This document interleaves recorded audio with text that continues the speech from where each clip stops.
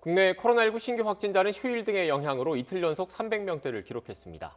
하지만 산발적인 집단 감염이 꼬리를 물고 있습니다. 일부 병동을 동일 집단 격리한 서울 한양대학교 병원에서 누적 확진자가 47명까지 나왔습니다. 서울대병원에서도 외과병동 간호사 1명이 확진돼 출입이 통제됐습니다. 현장에 나가 있는 취재기자 연결합니다. 정현우 기자. 네, 서울 한양대병원 앞에 나와 있습니다. 네, 한양대병원 관련 누적 확진자가 어제보다 10명 이상 늘어났다고요?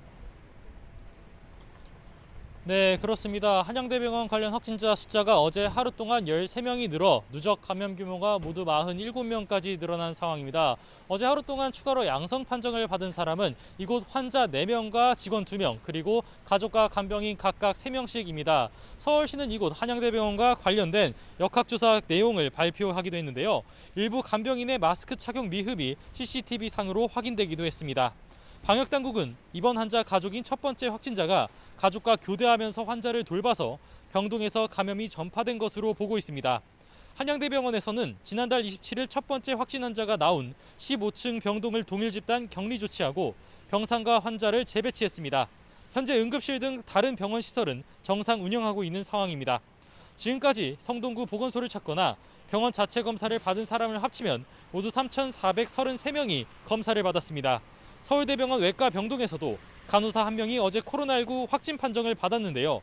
병원 측은 51번 병동 출입을 통제하고 입원 중이던 환자 35명과 직원 등을 포함해 모두 120여 명을 검사 완료했습니다.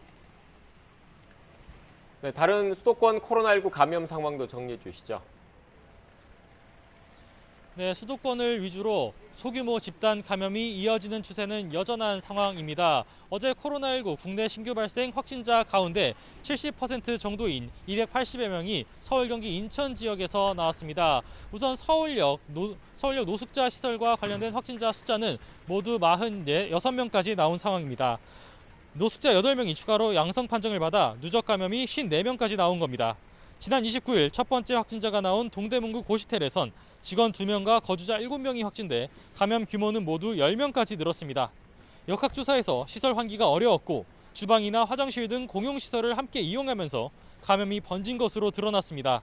지난달 28일 발생한 서울 동대문구 직장 관련 누적 감염은 11명이고 경기 수원시 요양원에서 격리 중이었던 입소자 6명이 추가로 양성 판정을 받아 누적 감염이 36명까지 늘었습니다. 지금까지 서울 한양대병원 앞에서 YTN 정현우입니다.